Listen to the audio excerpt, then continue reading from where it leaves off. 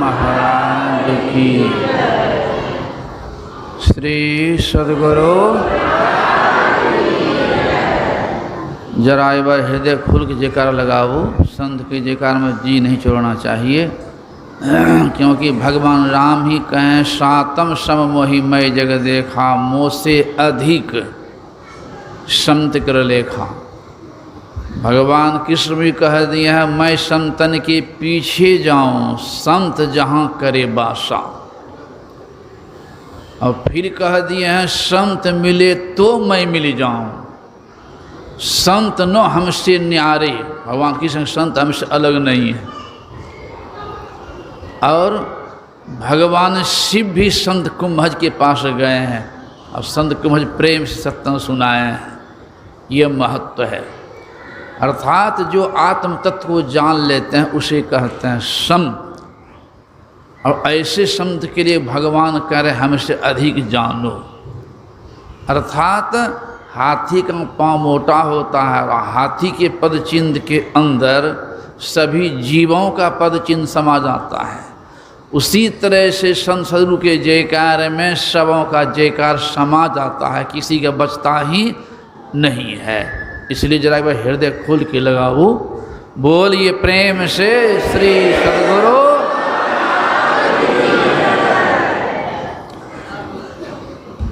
मंगल मूर्ति सद्गुरु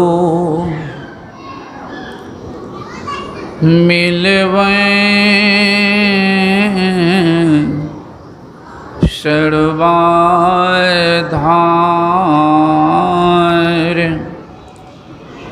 मंगलमय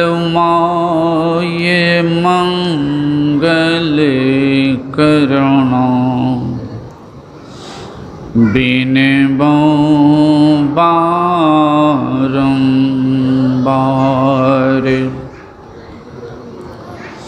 धन्य धन्य सद्गुरु सुखदेव, महिमा कही न जाय।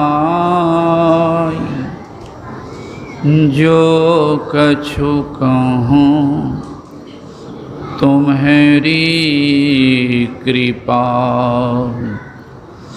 मोते कछु न बसाय। जो कछु कहूँ तुम्हारी कृपा, मोते कछु न बसाय। बोलिए प्रेम से श्री सद्गुरु।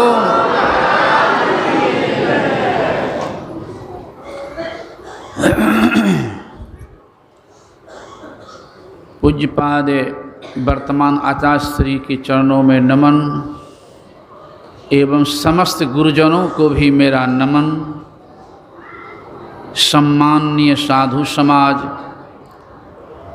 परम आदरणीय धर्म प्रेमी सज्जनों, पूजनीय माताओं एवं भक्तिमती धर्मशीला बहनों,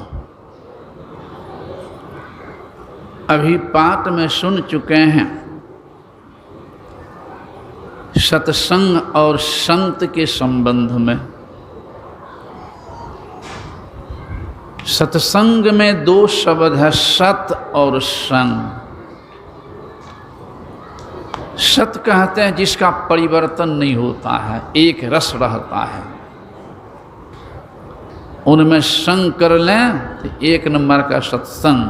वो सत्य है परमात्मा, संसार असत है, शरीर भी असत्य है, नाशवान है, लेकिन परमात्मा सत्य है। हम जीव भी सत्य हैं। इस जीव को, इस अंश को अंशी परमात्मा सत्य मिला दें तो वो एक नंबर का सत्संग। मिलाएंगे कैसे? वो रास्ता क्या है? जुगती क्या है, भेद क्या है, परहेज क्या है, इत्यादि सारी बातों की जानकारी ये बाहरी सत्संग से होता है। इसलिए बाहरी सत्संग को मन का भोजन भी कहा है। और रोटी भात पूरी बुनियाद तो तन का, शरीर का भोजन है, और सत्संग जो है मन का भोजन है, और ध्यान आत्मा का भोजन है। ध्यान नहीं करने शांति नहीं मिलेगी। गुरुदेव अकेले ने कह दिए, फिरत चहुदिस जगत में वक्त देता फिरे, ध्यान बिनु नहीं शांति मिले, लोगों कितनों घेरे।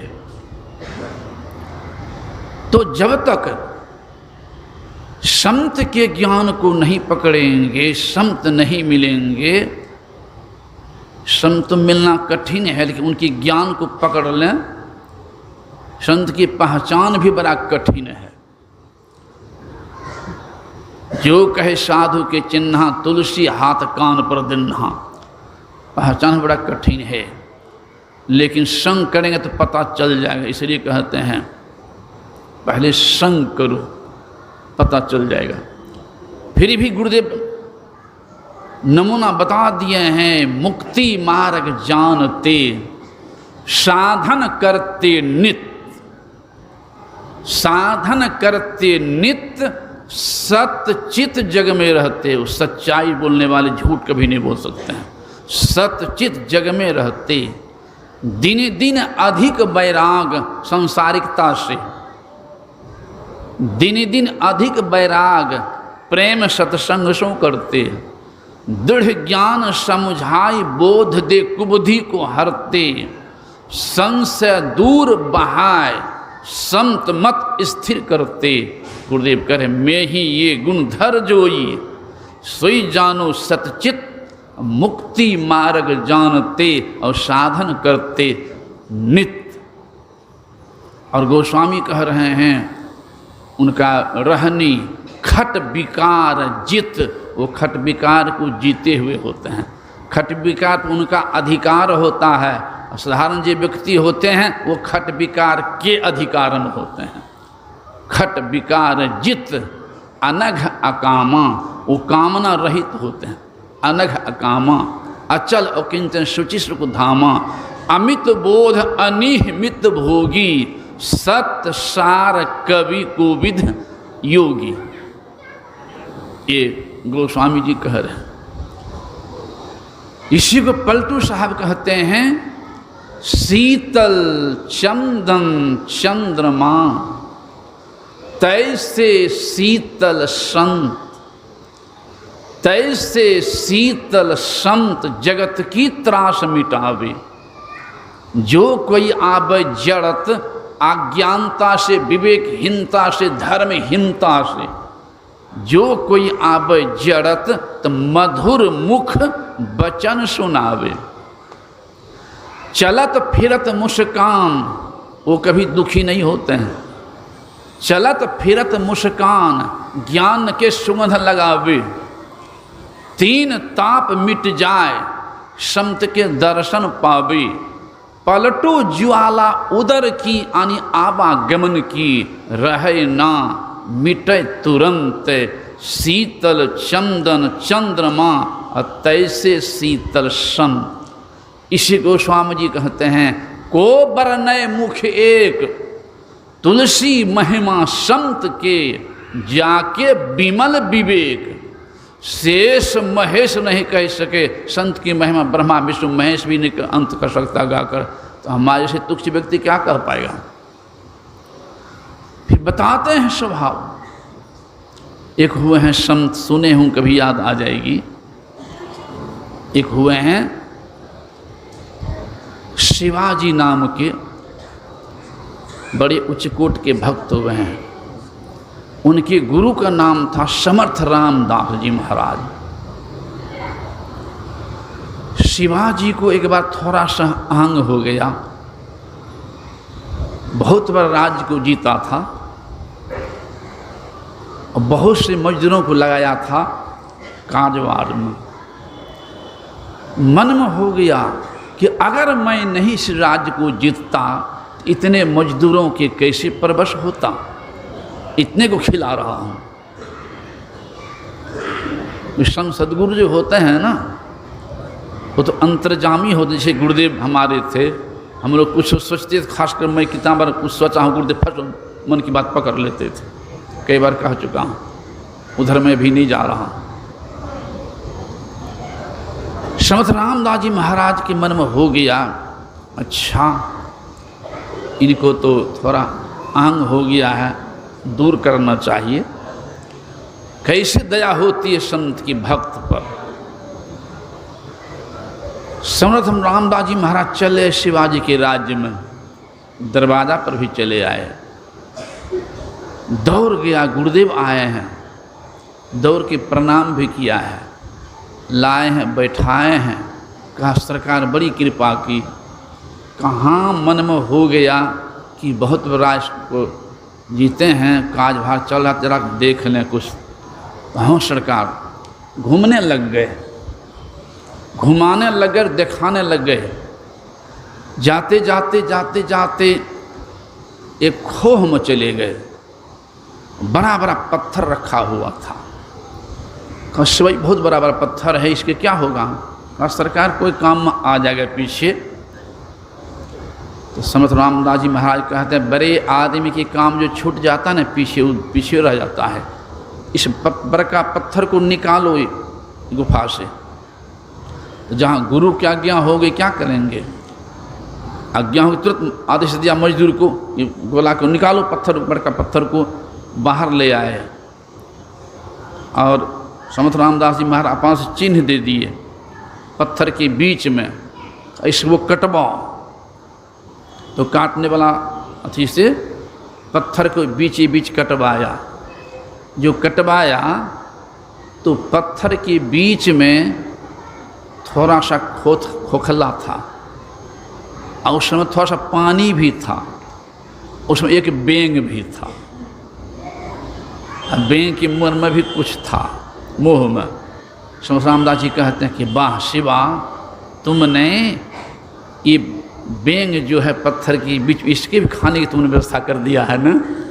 इतना कहना था कि होशे उड़ गया, होशे उड़ गया है, और चरणों में प्रणाम किया है। कहा सरकार हमसे गलती हो गई, हमसे गलती हो गई। अगर सतगुरु नहीं जाते तो अहम दूर होता उनका कि मैं खिलाता हूँ इतने को, खिलाने वाले कोई और हैं, खिलाने वाले कोई और हैं। कोई कहते हम 10 परिवार खिला रहे हैं, खिलाने वाले कोई और हैं। कहते हम जिला खिला रहे हैं, देख रहे हैं, खिलाने वाले कुछ और हैं। तो मैं कह रहा था कि सद्गुरु की महिमा, लेकिन सद्गुरु जानेंगे कैसे? इसलिए बाहरी सत्संग भी बहुत जरूरी है। साथ से एक बात और याद आ गई, जो सद्गुरु को नहीं समझ पाए हैं वो बाहर भटक रहा है, उनके ज्ञान को नहीं पकड़ पाए, भटक रहा है, पहचान नहीं पाए। सुने कभी याद आ जाएगी, गुरुदेव के शिष्य थे एक, जिनका नाम था उदित नारायण चौधरी। उसका नाम गुरुदेव अभेदानंद भी रखे थे, और गुरुदेव सन्यासी भी दिए थे। और यही दुर्गा पूजा के अवसर पर 9 दिन पाठ करवाते थे, चंडी पाठ। एक सत्संगी, साधारण सत्संगी ने कह दिया कि बाबा आप सन्यासी वेश में, गुरुदेव से दीक्षा देने का अधिकार भी आपको दिया है, सन्यास दिया है, और चंडी पाठ करते हैं। वो क्या कहा था? हे हो, गुरु महाराज कहते हैं निष्काम भक्ति करने के लिए न, हमको बेटा है, पोता है, उनके लिए कुछ चंडी में से मांग लेता हूँ। तो सत्संगी ने कहा क्या चंडी माँ, क्या परमात्मा वो चंडी माँ से भी कमज़ोर हैं जो उनके लिए अलग से मांगेंगे? जो सद्गुरु परमात्मा तक को प्राप्त कर सकता है, संसार चीज नहीं दे सकता है। एक राजा है, जो राजा मुझे सोना की ईंटा दे सकता है, उस राजा से हम मिट्टी की ईंटा मांगे क्या नहीं देंगे वो? तो जो सद्गुरु परमात्मा तक तो प्राप्त कर सकता है, क्या वे संसारी चीज नहीं दे सकता है? तो चुप क्यों नहीं समझ पाए हैं? इस संसार की वस्तु, बेटा बेटी, धन दौलत, पद प्रतिष्ठा इत्यादि, धन दौलत इत्यादि सब जो है ना, ये मिट्टी के ईंटा है और परमात्मा है सोना के ईंटा। जो परमात्मा तक जाने का रास्ता बता सकते हैं, परमात्मा तक प्राप्त कर सकते हैं। संसार की वस्तु तो मिट्टी की ईंटा है, नहीं दे सकते हैं, लेकिन उस समझने की क्षमता होगी तब न समझ पाएंगे, तब नहीं। इसीलिए गुरुदेव एक कलन में लिख दिए हैं, देवी देव समस्त पूर्ण ब्रह्म परम प्रभु और ऐसे संत सदगुरु में करे निवास, कहते हैं संत सबू। इस गुरु गुण अमित, अमित को जाना और संक्षेप ही सब कहत बखाना। तीन लोक नौ खंड में गुरु ते बरा न कोई, करता करे न कर सके गुरु करे सो होय। सब धरती कार्य करो, अरे बहुत नाम है, गुरु नाम भी परमात्मा का ही नाम है। कन्हैया अलग है, गोपाल अलग है, कृष्ण अलग है, वसुदेव अलग है, रणछोड़ अलग है, पानी अलग है, नीर अलग है, जल अलग है, वाटर अलग है। नाम भगवान कृष्ण ने कहा धरती धूल गिनना आसान है, लेकिन मेरा नाम गिनना आसान नहीं है। नाम गिनना आसान नहीं। परमात्मा न स्त्री है न पुरुष हैं। दुर्गा कहिए, काली कहिए, सरस्वती कहिए, जो कह लीजिए, राम कहिए, कृष्ण कहिए, शिव कहिए, गुरु कहिए, बात एक ही है। परमात्मा न स्त्री है न पुरुष हैं, लेकिन हैं दोनों के माता पिता सब हैं। इसलिए राम कृष्ण को बरो तीनों ने गुरु किन हैं, तीन लोक की संपदा रहे गुरु आधीन। इसलिए हमारा आराध्य कहते हैं देवी देव समस्त पूर्ण ब्रह्म परम प्रभु और ऐसे संत सदगुरु में करे निवास, कहते हैं संत सबू। जो संत सदगुरु जो होते हैं वो भय रहित होते हैं, किन्हीं का डर भी नहीं, भय रहित। इसलिए गुरु की महिमा तो खैर अपार। इसलिए भगवान कृष्ण कह रहे हैं कि संत मिले तो मैं मिल जाऊं, संत न हमसे न्यारे, लेकिन बिनु सत्संग मोहि नहीं पावे, कोटि जतन करि हारे, उधो मोही संत सदा अति प्यारे। सूर्य उगता है पूरब, अगर सूर्य के तरफ आप मुड़ी करके दौड़िए, सूर्य की तरफ मुंह करके दौड़िए, तो शरीर की छाया आपके पीछे दौड़ेगी, बिना कहे दौड़ेगी कि नहीं। और सूर्य की तरफ पीठ कर दीजिए तब क्या होगा? सूर्य की तरफ पीठ कर दीजिए, छाया किधर जाएगी? पश्चिम भागेगी ना। अब पश्चिम दौड़िए पीठ सूर्य की तरफ करके, अति पकड़ने के लिए, छाया को पकड़ने के लिए। पकड़ पाएंगे?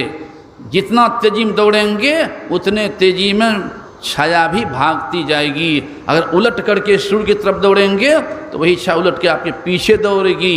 अब 12 दिन में वो सूर्य का पार सामने आ जाता है, तो वही छाया पैर के नीचे चली जाती है। उसी तरह से सदगुरु भी सूर्य की तरफ मुंह करके दौड़ेंगे तो माया छाया संसारी वस्तु अपने दौड़ेगी पीछे। सदगुरु भी सूर्य की तरफ पीठ करके दौड़ेंगे संसार की तरफ, तो माया छाई भागती जाएगी। इसलिए गुरु को सिर पर राखिए, चलिए अज्ञामान, तो कह कबीर व दास को, तीन लोक भय ना एक लोक कौन कहे। जाके सिर पर हाथ गुरु के, बाल न बाका होई, जो जग बैर करे बहु तेरा, तासु हानि न होई। इसी गुरु की महिमा अपार है, कहने से बाहर है। ये भी कह दिए हैं सचिव वैद्य गुरु तीन जे। गुरु जो होते हैं सही बात बोलने में छोड़ते नहीं है।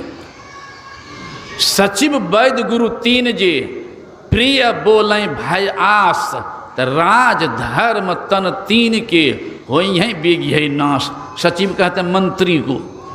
मंत्री अगर राजा को किसी प्रकार के लोह में पर करके सही सलाह नहीं दे तो राज्य का नाश हो जाएगा।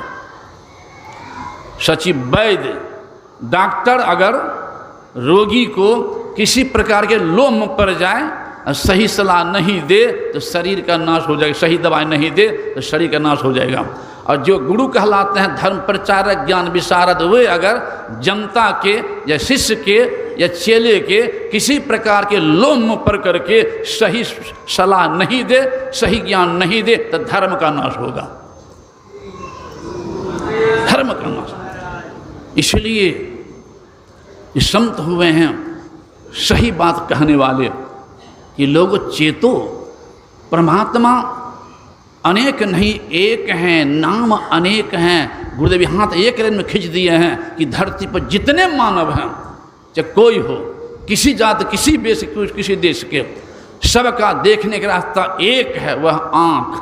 सबों का सुनने का रास्ता एक है, वह कान। सबों का सूंघने का रास्ता एक है, वह नाक। सबों का भोजन का रास्ता एक है, वह मुंह। सबों का मल त्यागने का रास्ता एक एक नियुक्त है। उसी तरह सारे मानवों का शांति पाने का रास्ता एक है, प्रभु तक जाने का रास्ता एक है, दुखों से मुक्ति पाने का रास्ता एक है। वह रास्ता अंदर का है, वो बाहर का नहीं है। वो 10वां द्वार है, 9 नहीं है। आँख के 2, कान के 2, नाक के 2, मुँह गुदालिंग, ये 9 द्वार है माया का द्वार। बाहर में कहीं चले जाओ, ऋषिकेश, बद्रिका, बनारस, गंगा सागर, कहीं से कहीं, ये 9 द्वार के अंदर माया कहीं द्वार में रहेंगे। और गुरु जो के बताए मार्ग पर अंदर चलेंगे तो 10वां द्वार में जाएंगे, परम शांति प्राप्त कर लेंगे और मानव जीवन धन्य हो जाएगा। जो आप सुन चुके हैं, कह रहे बड़े भाग पाइए सतसंगा। केवल बड़े भाग पाइए, आगे भी ये भी सुन चुके हैं, कह दिए हैं कि बड़े भाग मानुष तन पावा। सभी शरीर के लिए नहीं कहा गया है, ये भी कह दिया मानस में, सोई पावन सोई सुभग शरीरा, जो तन पाई भजहि रघुबीरा। ये अनमोल शरीर पा करके जो युक्ति जान के संतों को बताए चलते हैं वो बड़भागी है। नहीं तो बड़भागी शरीर पा करके नाला घोलट रहा, शराब पी करके, उसको बड़भागी नहीं कर सकते हैं। कुकर में लेट रहा जा रहा है, उसको बड़भागी नहीं कर सकते हैं। जो संतों ज्ञान को पकड़ के संतों ज्ञान पर अपने को चल रहे हैं, उनको बड़भागी कहा है। इसलिए बड़े भाग पाइए सत्संगा। नहीं तो मैं देख रहा था वहाँ पर कोना पर 5 आदमी इधर सत्संग चल रहा है और उधर गप उड़ा रहे थे। हमको देखिए बड़े भाग पाइए सत्संगा हुआ, सबको सत्संग सुन रहे हैं, वो गप उड़ा रहे हैं, क्या फायदा होने से क्या हुआ। तो इसलिए मन को मोर के संतों ज्ञान में जोड़ेंगे तब कल्याण होगा। नहीं तो मन तो बुराते आ रहा है, मने सुनने देता है, अब मने गप्पों में लगा देता है, अब मने दूधो पिलाता है, अब मने शराबो पिलाता है, अब मने आमो खिलाता है, अब मने अंडो खिलाता है, अब मने लातो खिलाता है, अब मने भातो खिलाता है, अब मने नरको ले जाता है, अब मने स्वर्गो ले जाता है। यही कहते भूले मन को भटके मन को समझा लीजिए, तो सत्संग के बीच में आए के जी, और अब की बार नहीं चूकना, तो मानुष तन पाए के जी। श्री सद्गुरु